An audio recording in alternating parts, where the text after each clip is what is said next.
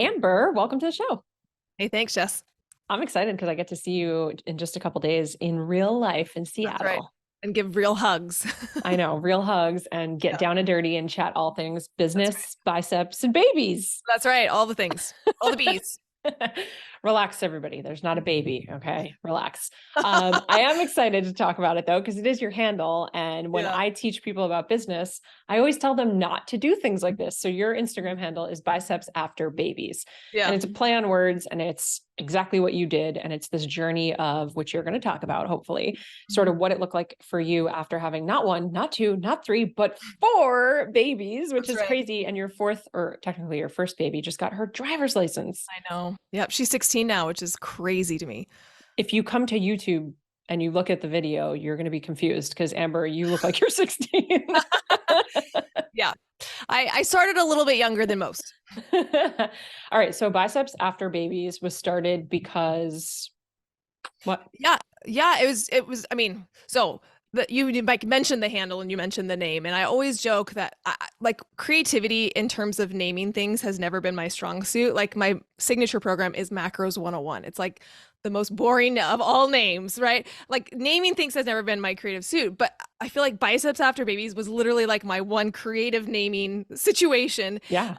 And it really came about, well, I always say I'm an accidental entrepreneur. Like I never wanted to be an entrepreneur. I never had ideas of owning a business. I never wanted to be an influencer. I never wanted to be like, none of that was ever anything that I ever wanted to do. I actually went to school for nursing. I worked as a critical care nurse for several years while my husband was in medical school.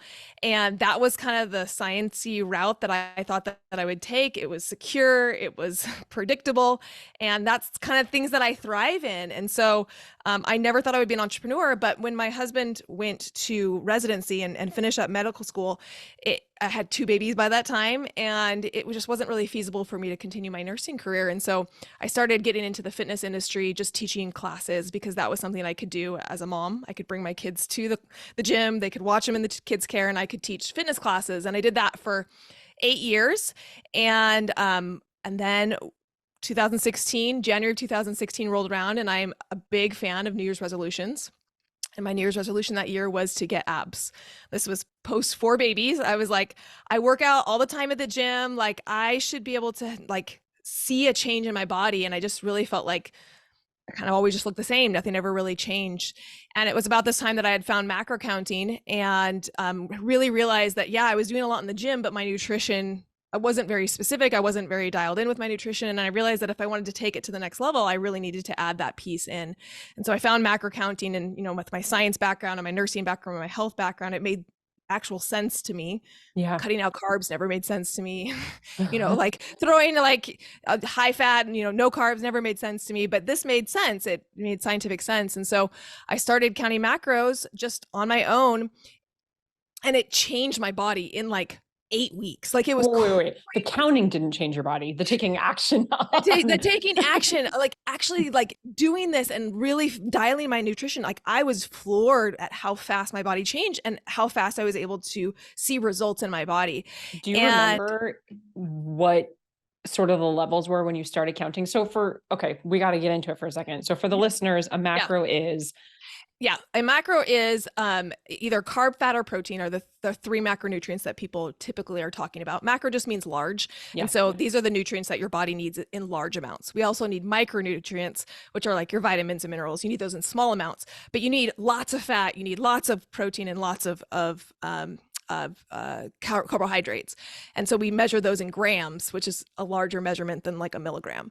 So when you're counting macros, you're basically just paying attention. Most people know what counting calories are, but when you're counting macros, you're paying attention to not only however many calories you're eating, but recognizing that those calories come from somewhere. They come from either carbs, fat, or protein.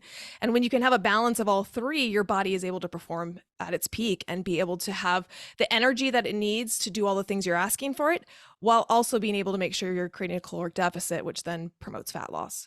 Were you surprised when you started to count the macros and really look at them to see was one number like super high or super low? Oh, I mean, so I always say, like, even if you don't want to lose weight, even if you don't want to count macros forever, I think everybody in their life should count macros for 2 weeks, because you will learn so much that you don't understand about the food that you're eating. Yeah. The number of people who count macros and then come to me and are like, oh my gosh, I had no idea how many carbs were in a banana. Or, oh my gosh, I had no idea of like what a serving of peanut butter actually looked like. I've been eating a 4th cup of peanut butter thinking I'm eating 2 tablespoons, but it's, the serving sizes are way off. And so, yeah, I learned a ton about, bananas was one that always comes to mind, how much carbs are in cereal.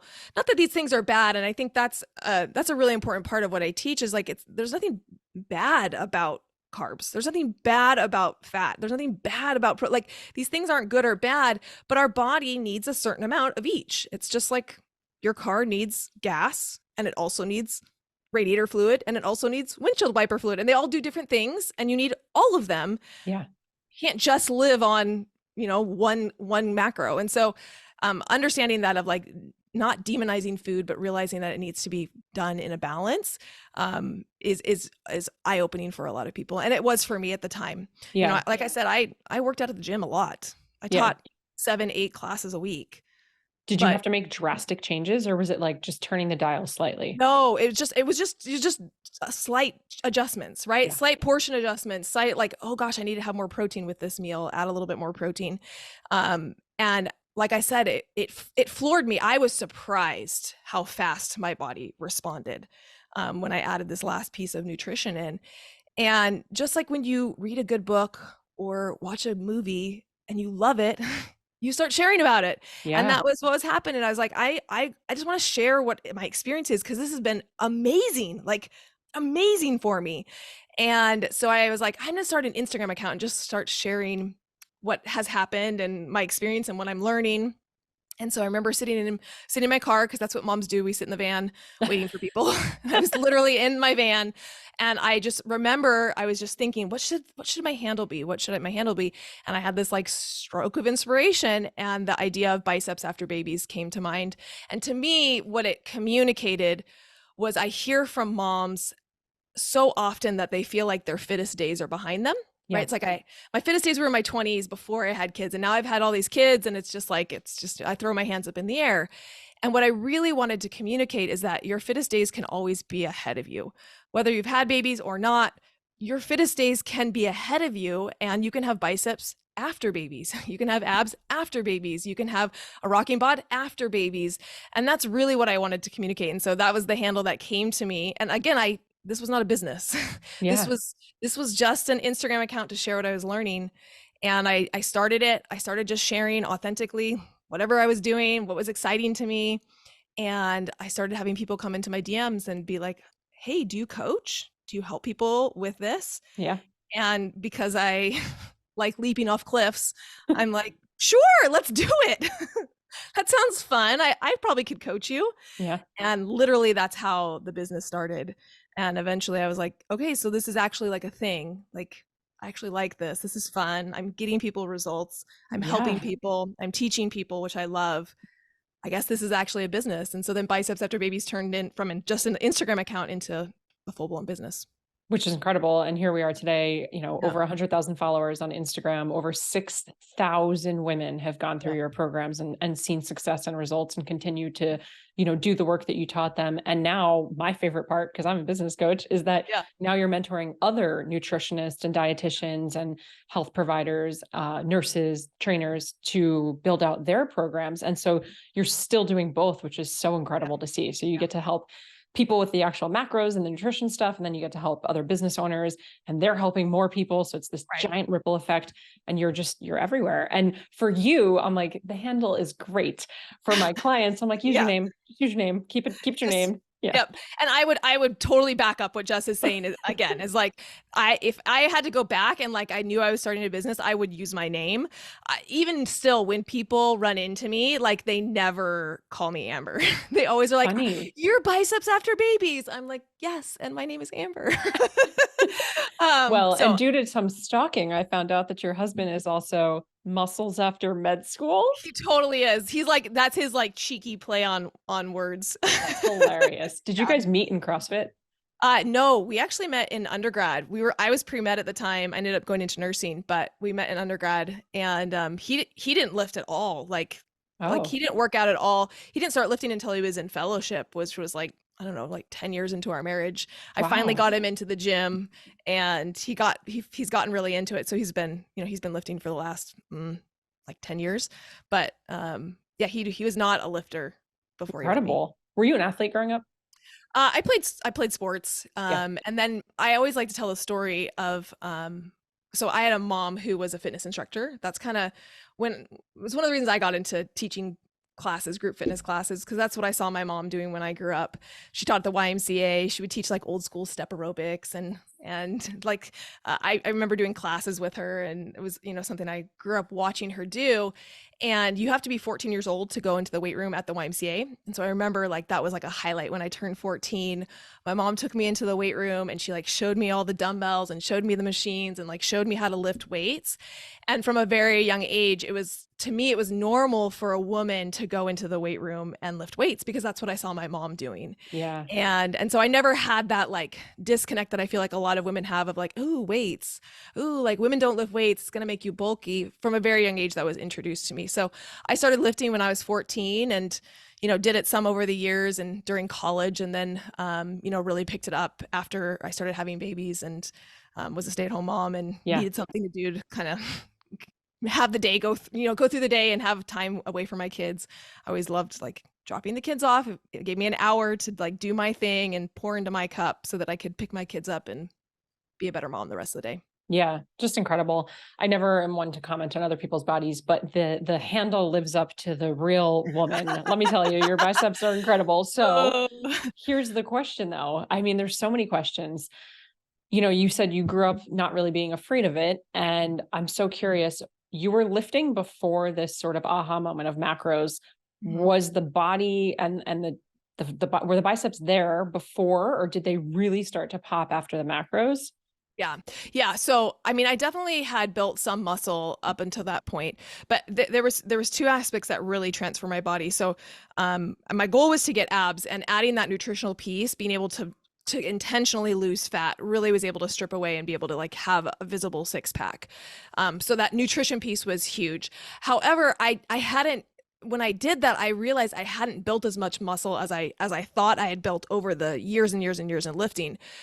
And I also, another realization I had was that the style of lifting that I was doing wasn't really contributing to hypertrophy. It wasn't contributing to building muscle. I taught body pump, which I love, by the way. Like, no shade on body pump. I taught body pump for 8 years.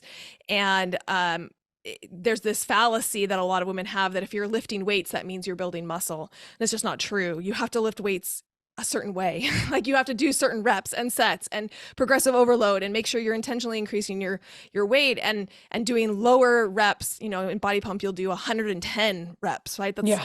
It's not going to stimulate the type of muscle growth that you want. And so once I was able to see the fat loss, I realized, hey, I actually need to change up my training style if I want to add muscle. And so that next piece that I was able to add was really starting to focus on progressive overload and being intentional about building the muscle and building the body that I wanted. One thing I really always like to comment about with macro counting, a lot of people see it as a way to lose weight because that's what a lot of people want. And so Yeah. macro counting becomes a weight loss tool. But the tool itself really is just about how do you align your nutrition with what your goals are. And so I use macro counting to add muscle, right? Like I tweaked my nutrition to be able to support the muscle growth that I wanted. And then I tweaked my nutrition after I did hypertrophy training. I went into did powerlifting. And so I tweaked my nutrition to support the powerlifting. So when you are aware of your nutrition and understand it and can work with your body, it's not just only about losing fat. It can be about adding muscle. It can be about adding strength, and it can be about performance because nutrition supports all of those things. Yeah. How much time nowadays are you spending in the gym or like really focusing on macros? I'm assuming it's pretty intuitive and eyeball it now at this Yeah, point. so I don't track anymore, and I think this is always an important thing I tell my clients is like I see it as a tool. I see it as something that teaches you about your food, it teaches you about what your body needs, it teaches you about portion sizes, but you don't want it to be a crutch for the rest of your life. So Yeah. I like my clients to use it as a tool to understand their nutrition, understand how to create a balanced diet, whatever goals they're trying to reach. But in the long run, I want you to be able to eyeball it. I want you to be able to build a meal and not have to weigh things or track things or anything like that. So I don't actually track on a day-to-day basis, but I eat based off of what I know about my body and portion sizes and things that I've learned. And then for workouts, I'm doing CrossFit these days. So I usually go to CrossFit for about 5 days a week. And CrossFit isn't really awesome for hypertrophy either, but I'm to the point in my journey where it's not about getting bigger. It's not about adding more muscle. Right now, I'm just about moving my body and really having as much fun playing around in the gym. To me, CrossFit is a lot of playing. I can take, I've built a lot of upper body strength, and now I can work on handstand walks or work on more pull-ups or do handstand push-ups or things like that. So that's what I'm doing in the gym. And it's just been fun to kind of push myself in these new areas to play around with the strength that I've built in a new area. That's awesome. I feel like anyone who's been on a fitness journey for any length of time generally goes through sort of different seasons. And I feel like, as a trainer for 18 years, I watched so many clients where there's nothing wrong with any of these workouts, but it starts out sometimes with like Soul Cycle and like they're going to spin class. And then all of a sudden they want to do more of like a Barry's boot camp. And now they're touching weights for the first time. And then it transitions to something else. And it sort of evolves. And it's awesome because those things can be kind of gateways to get you into movement. And people ask all the time, like, well, is this workout bad? I'm like, no, nothing that's going to get you off the couch is bad. I'm all for it. Yeah. I'm all for it. And that's what I always say. I'm like, I love body pump. Like I taught body pump for 8 years. It's like super fun. It is a gateway for a lot of women who have literally never touched a barbell their entire life. Yeah. It's an easy way to ease them into like holding onto a barbell. So I think it's great. But at some point, you're right. Like oftentimes we need new things. We need, whether it's you need more excitement or you have a new goal where you're now wanting to really build muscle or really focus on strength, and then you switch it up, and that's what's fun about it. Yeah. All right, let's start to put a bow a little bit on like the macros part, because I really want to get into the business part. So many of our audience members are business owners, so I'm excited about that. But I am interested. I'm curious. Number one, do macros work for people that are vegan, vegetarian? Does it become more difficult? And do your programs help people with that? Yeah, that's a great question. The thing I always want to point out to people is you are eating macros whether or not you're counting them. Everybody eats macros every single day, and you're eating a certain amount of macros every single day. And so the way that I coach macros, and of course this is going to vary coach to coach, but the way that I coach macros is way less dogmatic, as like there's one way to count macros. And instead I'm focused on, hey, let's optimize your macros for you and the lifestyle you want, the type of food you like to eat, and the goals that you have set for your body. So it becomes much less about you got to eat within this strict 40, 30, 20, whatever, like regimen, or you have to eat 140 grams of protein because you weigh 140 pounds. Instead of having it be dogmatic like that, it's like, okay, what are your goals? What do you like to eat? And how can we optimize your macros for you? So when you understand it, when you approach it like that, it becomes this tool that can be customized to anybody and any style of eating and any lifestyle and any goals that you have, because once you understand the tool, you're able to use it in different ways. It's just like a paintbrush. It's like, can you paint a mosaic with a paintbrush? Can you paint like a face with a paintbrush? Can you paint a landscape? Yeah, you can do all of these things when you understand how to use the paintbrush. So what I do in my program, a lot of macro counting programs are like, they give you macros and then you just follow them and that's it. My program teaches you to basically take the tool and know how to use it and customize it and be able to paint a landscape and also paint a portrait and understand how to take that tool and use it in different contexts. So that's teaching them to fish, not giving them a fish. That's the long answer to your question, that yes, vegans can count macros, vegetarians can count macros, celiacs can count macros, 50-year-old women, 100-year-old women can count macros. Like it is a tool that when you understand how to customize it to yourself is incredibly powerful. Do you find that a certain type of diet is more difficult to get to goals? For example, vegan diets tend to be very high in carbohydrates. Yeah. So what I typically do when I'm working with a vegan or a vegetarian is we're adjusting their macros. Like I'm not saying eat a gram of protein per pound, right? We're starting at 0.5, 0.6 grams of protein per pound. And yeah, your carbs are going to be a little higher. So setting your goals in an appropriate way sets the person up for success. The problem that a lot of people run into is they go to people who are so dogmatic that they're like, well, if you're not eating a gram of protein per pound, then you're not going to be successful. And then our vegans and vegetarians are like, well, I can't do this. I just like literally cannot get a Yeah. gram of protein per pound without having my carbohydrates be like through the roof. And then they quit and they give up. And so Been there. starting out with an appropriate macros is the most important part.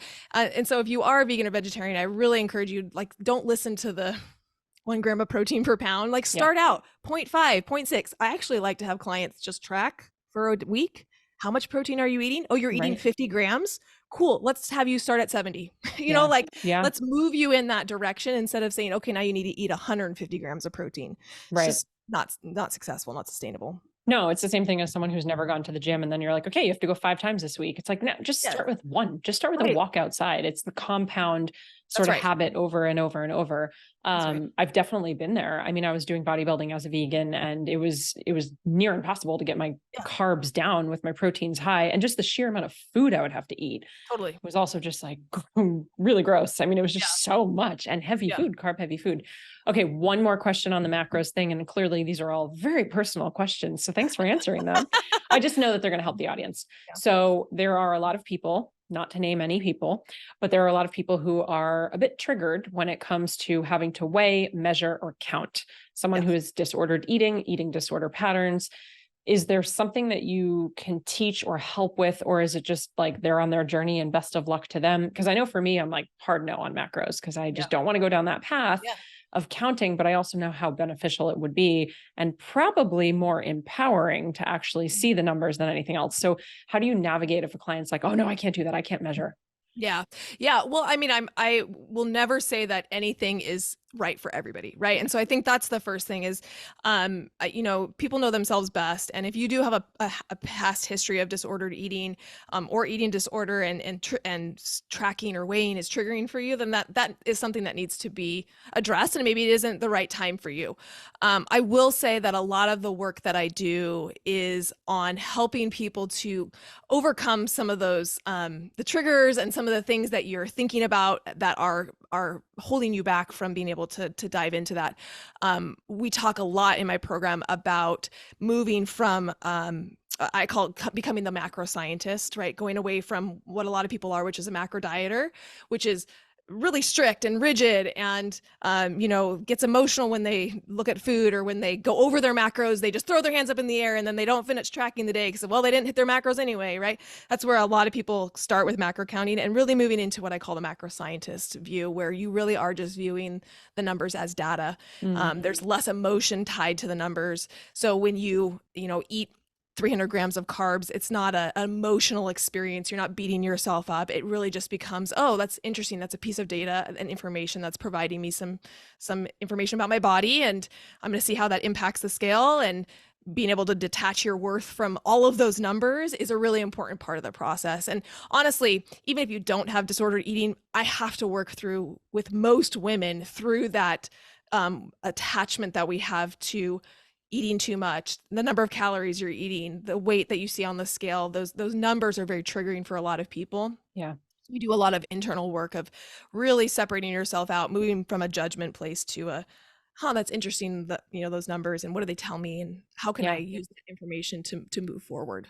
Sounds just like business. Yeah, I mean, Here's the like launch numbers. Yeah, Interesting. it's all like the numbers, right? The numbers tell the story, and when we can detach ourselves from it and really just look at what is this trying to communicate, we make better decisions moving forward than we do when we're super emotional and trying to make decisions from a place of heightened emotions. If you had to give an umbrella kind of guesstimate here, would you say specific to women, are most women under eating or overeating? It depends. I definitely see both binaries. But I would say that a lot of women are under. What is harder to work with women through are the women who are under eating, because they've been programmed for so long to eat less that's always the solution. And there's ways that, I work with those women to be able to help them learn to eat more, but it is hard to reprogram that idea that the solution to your problem is to eat more food. It takes a long time for that to sink in. I definitely see women come to me who overeat for sure. but the solution to their problem is what they already thought the solution to their problem Sure. was. And so it's like that, in business where they talk about people who are problem aware versus people who are problem aware and solution aware. Yeah. Those under eaters are problem aware, but they are not solution aware. So I have to kind of sell them on the solution. Yeah. Get them bought into that first. Yeah. It is interesting how just so many of us have, whether it's been told the story or just watched it happen or have had our own experience where, yeah, I mean, if you just totally are limiting the amount of food that you're eating and maybe you're over exercising, maybe you do see rapid weight loss. And then Totally. then you create that story of that's how I got there. And so that's Yep. what I have to do again.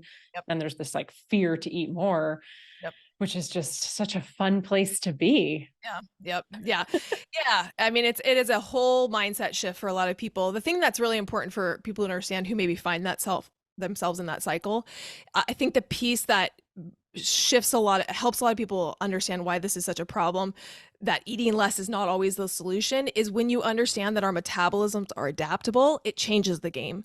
And so if you eat less, understanding that your body is going to over time learn to burn less.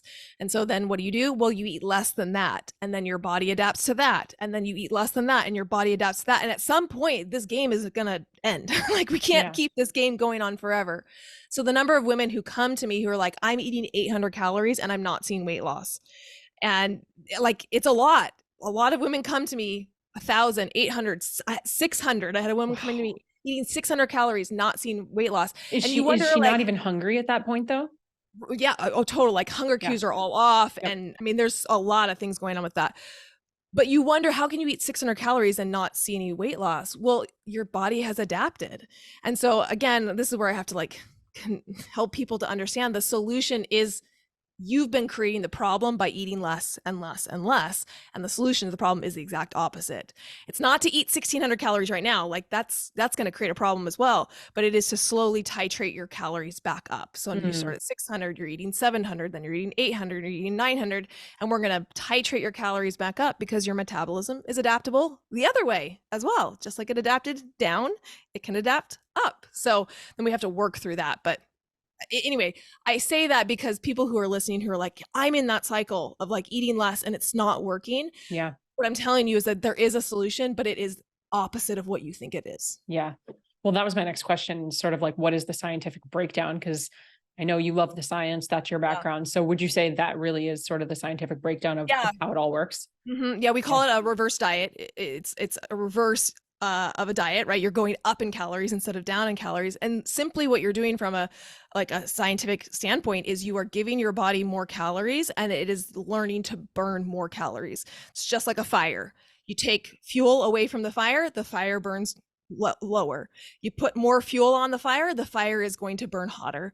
And the same thing happens with your metabolism. So with a reverse diet, we slowly titrate calories up over time to allow your body to adapt upwards to burn more calories. And your body will, I promise you. I know people think I'm crazy. Like they're like, that'll never work. It does. Is this like weeks of moving it up or is this months of moving it up? Well, it's usually weeks to months. Okay. Yeah. Depending on how low of calories someone's coming to me with, but, and then how adaptable their metabolism is. But, that client who started out eating 600 calories left me eating, I think she was like eating like 1,850 calories. Wow. That took like weeks to be able to move her up that high. But it's one of my favorite things that I get to do with clients because like I said, it's so counterintuitive. It changes people's lives.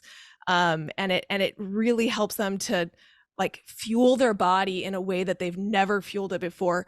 The number of women who come to me having done a reverse diet and then they say, Amber, I've never gone to the gym and been like fully fueled and it feels completely different. Sure. A lot of women go to the gym and they feel depleted and they feel tired and they're like, I've never gone to the gym and actually felt energy strong. Yeah. Like, yes.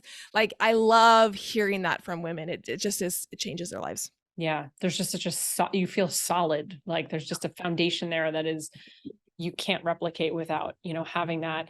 One huge thing we used to see a lot in bodybuilding. I'm sure you're aware, it's the reverse diet where it's just so quick. So here I've been on this like depletion and calorie, like down for whatever, 12 weeks, 16 weeks of prep. And then you finish the show, you get off stage, you eat a donut, and then you end up binging. A lot of people would end up binging. And within a week or two, they go back up to their, 2,000 calories and then they gain a ton of weight. Yeah. Yep. Yeah. Yeah. And so that's why with a reverse diet, like slow and steady is the key, right? I wouldn't take someone from 600 calories and put them up to 1600 because you are going to see a lot of fat gain. But Yeah. when you do it slowly and base it off of how, like listening to how their body is responding, seeing the data and following the data, yeah, we can get people up eating a lot more calories without, and I always put the without fat gain, right? Or Yes. without much fat gain, because eating more calories is not hard. Eating more calories and not having to gain fat is what most people want. I'm like, Ben and Jerry are my besties. Like, Yeah, I'm yeah. good with that. I can do more calories. That's right. Yeah. All right. So last question about macros while we're here right now. When you talk about Macros 101, which is your signature offer, it's your signature program where you've helped so many thousands of women. Is that available all the time? Is that a course people join? Is there intimate one-on-one coaching? Is it a group thing? Do I just buy it? Like, tell me about that. Yeah, it's a group program, but it's a group program with individualized and personalized coaching. So everybody who has a question or needs help with their macros or needs help with, we do a lot of mindset coaching in that program. Everybody gets individualized coaching, even though you're in a group. And historically, it's been on a launch cycle, so we only open it once or twice a year. However, we're moving to where we're going to have an option to be able to have people join it on a more consistent basis. So if you are interested, bicepsafterbabies.com/waitlist. We'll get you on the wait list, and that's the best way to know when we're going to be doing those openings. Okay. Amazing. I'm interested. I'm like, we've known each other for a couple of years and I've like watched so much of your content. I'm like, oh, I'm really curious actually. I think I'm going to go to that link myself, and we'll put that link in the show notes, of course. So one of the other things I'm really excited to talk about, we can go so many directions. I mean, you're literally running basically 2 businesses. You're a mom of 4, you're getting your CrossFit workouts in every day. So I'd love to know about your day-to-day, your boundaries, your schedule. How do you fit it all in? Are you like, I mean, clearly you're superwoman, but for the listeners, like, how are you actually navigating all of it? Yeah. I mean, I think this is a really great question, and one that has changed with the different phases of life. And I think that that's really important because my kids are older now, but I've been there where you have babies and you have nap times and you have kids that aren't sleeping through the night. And I would hate to have anybody who's listening who's in that stage of having small children feel like they can compare themselves to me, where I'm like not in that stage anymore, right? I have a teenage driver now, for heaven's sakes. Like, it's like changing my life. She got up this morning and like took her brother to basketball at 8 a.m. You know, like, so nice. Like it like changes my life. So, you know, I'm really careful to say that this is what works for me in like my phase of life, but I've been there where the only time I worked on my business was during nap times and after the kids went to bed. And if you're in that stage right now, like it won't last forever. I think that's the thing that I just want to communicate. It doesn't last forever. And I built the foundation of a very successful business. In fact, I was doing 6 figures during nap times and in the evenings. And so it is possible to build something in those little bits of time that you have as a mom. But I'm at the point now that all my kids are older, right? Like, my youngest is now 9, my oldest is 16. And so we have a lot more freedom and they're a lot more independent. And one of my favorite things that having my business has done is force that independence into them. Like, my 9-year-old can make himself eggs and toast. You know, he can get up and then this morning we said, okay, before the TV gets turned on, you need to fold your laundry. And so he did. You know, like, it has forced my kids into taking a more active role and responsibility. But these days I try to work while my kids are in school. So, you know, that starts at 8 and ends at 2:45. That's kind of my work day. And, you know, we're in summer now, so it's a little bit more fluid than that. But that's been you asked about boundaries, is like, that's been my boundaries of doing most of my work, at least during those times when they're at school. And, you know, when I pick them up, I'm mom and I'm chauffeur and I'm running them to all of their things that they do. And I find that having that set time to work when I'm alone in my house, I can get a lot done in that period of time. Yeah. Do you miss nursing? Not at all. 0. No, people always ask me if I would ever go back to being a nurse. And, you know, honestly, I think now I never wanted to be an entrepreneur, but I love it. You're such now. a good one. You're such a good one. I think I could not ever go and work for somebody else. I mean, I just think right now I would die if I had to like have somebody else be my boss. Yeah. So, I mean, there's a lot of things I love about nursing, but I don't want to work for anybody else, and I love what I do too much, and I make way more money. Yeah. So why would I ever go back?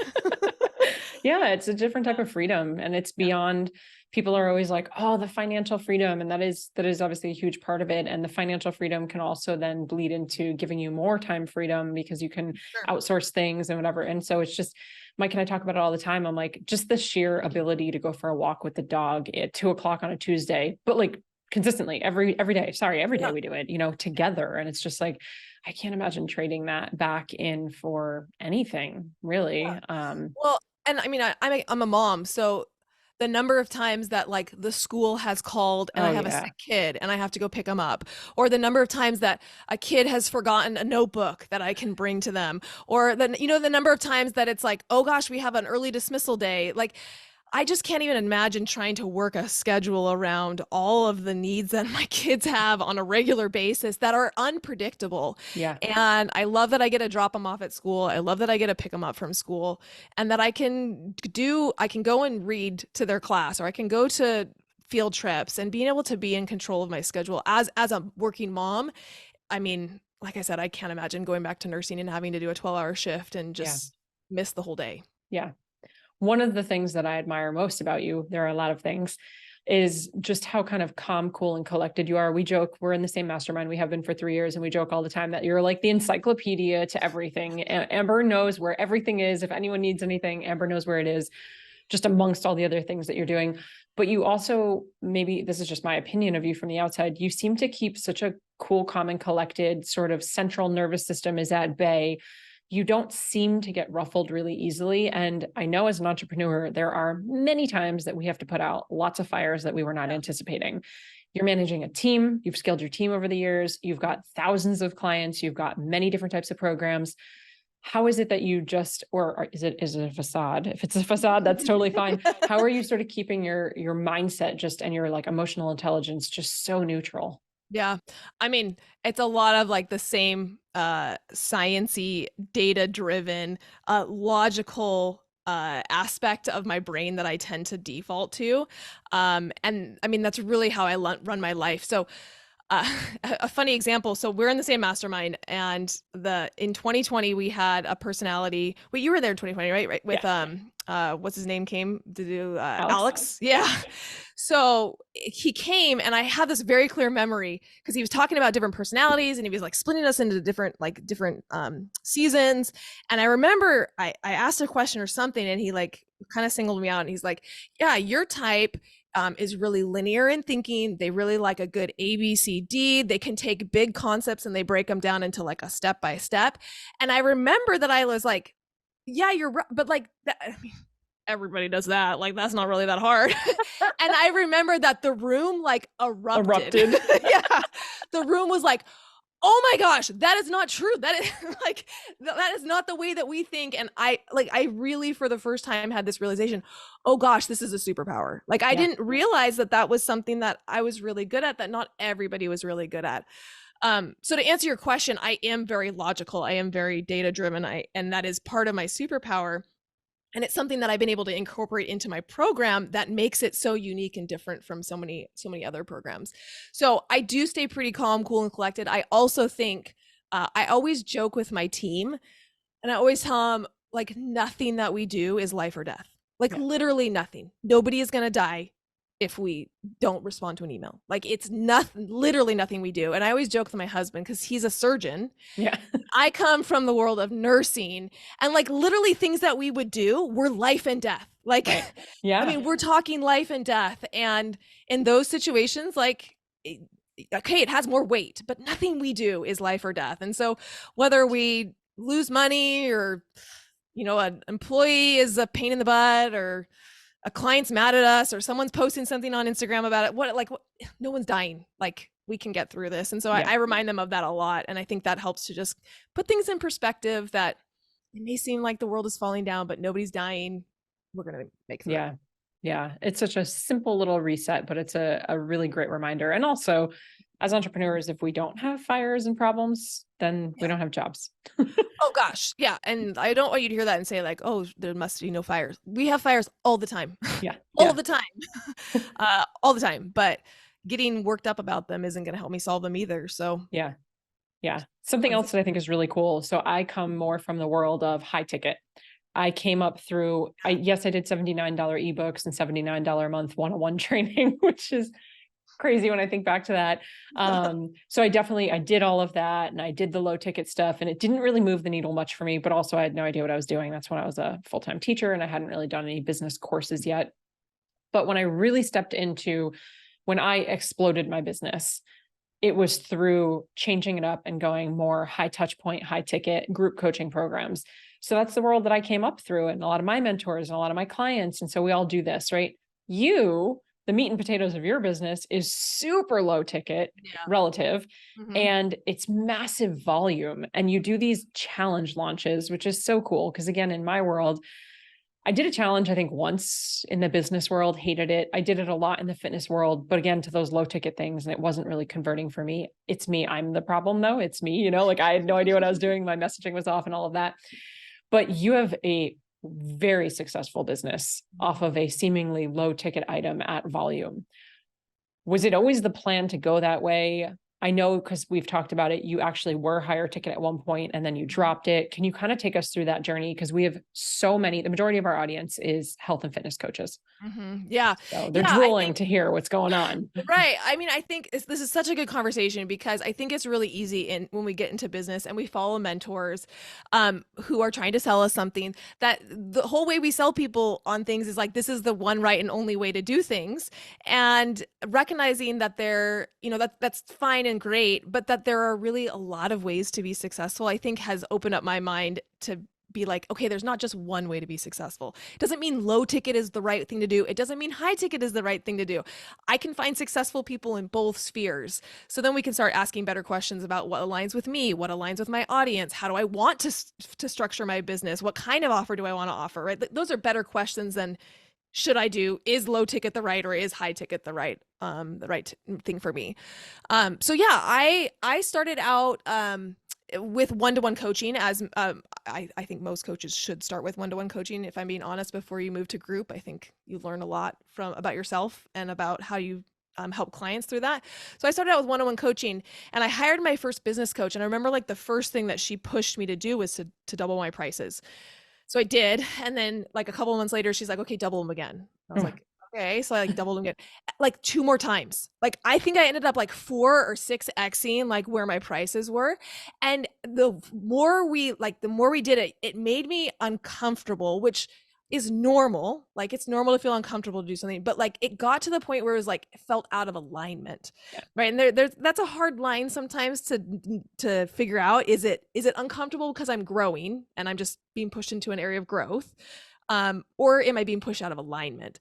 And I got to the point where I was just like, this is feeling out of alignment. She keeps just saying like, the only thing she's telling me to do is just raise my prices. At some point, like, I need something else other than raise your prices. I ended up breaking ties with her. But at that point, my one-to-one coaching was as high as it ever had gotten. And I introduced a group program. And again, because I feel like there is such a push in the online business industry, it's like high ticket's the way to go. Charge more. You're worth it. Like, you want to be the premium price. Like, you don't want to be the Walmart. And so I started this group program and had a higher ticket offer. I think we ended up at like $1,200 for a 12-week program, which again is not even really that high ticket. There's plenty of programs that are more expensive. But I launched this program 4 times and I just couldn't get any traction with it. And this is again where it's like, it's not right or wrong, but you got to listen to that intuition. And my intuition was like, the price is too high. Like, it's not resonating with my audience. It's not who I'm speaking to. It's not who I want to work with. Like, this is just not working. So I'm going to revamp the program. I took the same program. I took out the one-to-one coaching aspect. I remarketed it down to $297. And it kept all the content, but just kind of changed the name of it, relaunched it. And we had made $15,000 the last launch. We went to 80,000. The next launch was 125,000. The next launch was like 200,000. I mean, it was just like explosion of clients. And like the biggest change was going from 1,200 to 297. And I mean, if you're hearing that story and you're like, oh, the solution is just to drop my prices, like you're not actually listening to the story. Like that's not the point of the story. The point of the story is that there was an alignment issue and I could sense it and I could feel it. And when I paid attention to that and I listened to it, it changed everything. And so pricing is such, I mean, again, you can be super successful with low ticket, you can be super successful with high ticket, but they're like listening to that alignment, listening to your audience, listening to what they want, listening to how you want to deliver programs is going to be the thing that's going to help you do that. So yeah, $297, we sold Macros 101 for $297 for a long time. We have increased it since then to $497, and that's been a good price point for us as well. And so yeah, we deal in high volume. We have had thousands and thousands of women go through Macros 101. And now we have introduced that next tier. So women who go through Macros 101, a lot of them end up wanting to become coaches. And so as Jess was alluding to, we've introduced that next tier of now training coaches to be able to coach their clients and then, grow their businesses. And that's been a fun addition to kind of create that ascension model of first you come in as a client and then you go to that next level of now becoming a coach yourself, and being able to mentor those women as they go then out and coach other women has been super exciting. Are you also helping other health and fitness coaches who want to get macro coach certified from you, who maybe haven't gone through your Macros 101 yet, or is it a requirement? Okay. Yeah. So no, they get access to Macros 101 once they join. So we usually have about 60% of the women have been through Macros 101 and then come join we call it TMCC, our Transformational Macro Coach Certification. And then about 40% are women who have either had their own businesses or wanting to start a health and fitness coaching business, and they come through and have never gone through Macros 101, but come in and do the coaching certification with us. Yeah. So with this alignment piece, I'm hearing, when my body is like, no, Ben and Jerry are calling, that's what's in alignment. That's in alignment. Yeah. Well, see, and that's what I'm saying. Like, is that tricky piece of when am I being pushed out of my comfort zone in a place of growth versus when am I out of alignment? And I think it's very similar with like the eating piece. I think we can trick ourselves a lot of times into being like, oh, this is what my body needs right now. It's Ben and Jerry's. Like, it's not a want, it's a need.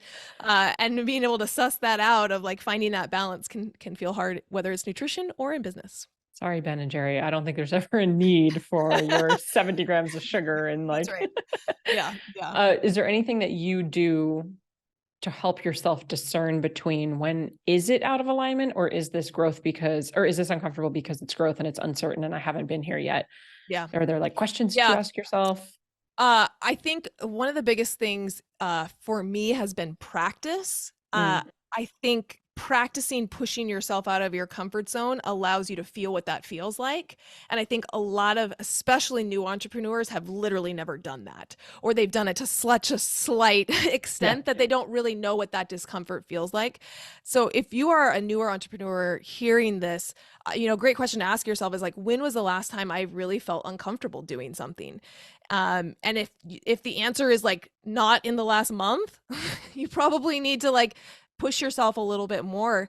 If you're not doing things that make you feel uncomfortable, going live, speaking to people, reaching out in DMs, like whatever it is that makes you, going on podcasts, whatever makes you feel uncomfortable, if you're not doing that, you're not actually growing. And I think the more that you do that, the more you experience that feeling of what it feels like to push yourself out of your comfort zone, the more you can distinguish between what that feels like versus what it feels like when it's in an out of alignment. For me, the out of alignment piece feels like it comes up repeatedly. Like it's not just a discomfort that arises once and then kind of slowly dissipates as I get more comfortable with it. It's like something that like keeps coming up for me. It's like it won't go away. It won't go away. And I told that story of my business coach continuing to push me to increase my prices. And for the first couple of times, it was like, yeah, this is scary, but I'm doing it, and it felt good. I did the hard thing, and it felt good. And then there got to a point where it's like I did the hard thing, and it like didn't feel good. Yeah. And I think that to me was like, okay, we've gone past that. Like you just need to jump off the ledge to the point of like, now it's actually not jiving with me and how I want to show up and how I want to run my business. Yeah. I love how you put it too, because we so often see clients, especially new entrepreneurs, which is the majority of our clients. It's not working. They're a little uncomfortable. They're a little embarrassed. They don't like the numbers. And so then they want to pivot. And That's I'm like, right. oh, Don't pivot. no, don't pivot. I Stop always like to pivoting. I always like to tell the story. So we just went through our, I think, 17th launch of Macros 101. And if I could show you a graph of like the numbers of the launches, it it would just make you feel so much better, because it was like those first couple of launches, like we just didn't generate revenue. But what happens is a lot of people like try a couple of times and then they quit, and then they never get to see the meteoric, it's a meteor rise of like seeing what can be if you Yeah. stick with something and just keep tweaking and trying. And we've now launched Macros 101 17 times, and we're now at, multiple hundreds of thousands of dollars per launch. But I started there with like not having people join and like crickets when you put out an offer. Yeah. Don't stop there I know. because you're selling yourself short. Yeah. It's We're like, literally the same boat. I mean, Empower, we're in our 18th class. We did 18 launches of Empower, and same thing, yeah, multiple six figures every single time. But it's like, that wasn't the first one, but it's also not just yeah, because we see people who come up against it and then they quit, but we also just see the people who come up against it and then they pivot. And I don't think it's cause for either. And they Yeah. will blame it on things like being out of alignment. Or I hear a lot of times like, well, I'm just not really excited about it anymore. And I'm like, you're not excited about it because you're not getting the result that you wanted, and you're making it mean something about you. So you're blaming it on not being excited, but you're not also always supposed to be excited about every single thing that you do in your business. It's Right. not about the content that you're creating. It's, can you get behind and get excited about the person who's going to read it and how it's going to change their life? I know you've been saying the same thing for a whopping 2 months in a row. I've been saying the same thing for 6 years in a row. Like, keep saying it, because there are Keep more people saying who it. don't Yeah. know it. Yeah. Yeah. Yeah. Yeah. No, I mean, you got to get comfortable with repetition. If you're going to build a successful business, like it should be somewhat boring. It should be somewhat Like bicep repetitive. curls. Yeah, it's like it drives me nuts when people are like, what's really effective? Standing on a Bosu ball on one leg, having a bicep curl into an overhead press. And you're like, no, what's really effective? A freaking bicep curl, which everybody's been doing in the gym since the beginning of time. And the reason they keep doing it is because it works. We don't have to get crazy and, do weird things with our stuff. It's like, no, do what works, do it again, and do it again. Yeah. And just keep doing it. I was just listening to a podcast this morning where they were talking about that. It was like, stop changing it. If it's working, then just do it more. Like, put more people on the job, put more ad money behind it, put more affiliates, but like, if it's working, just amplify it. Don't change it or switch it up. So, oh man, I know you and I could riff about this all day, because I know we have super similar perspectives on all of this, which is why we get along so well. Mm-hmm. All right. Before we wrap, because we're coming up on an hour, believe it or not, where can people find you? Where can they connect with you? What do you have going on right now?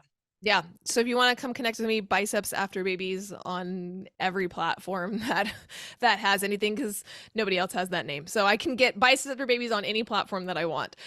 So bicepsafterbabies.com. I have a podcast. If you're listening to this, you probably like podcasts.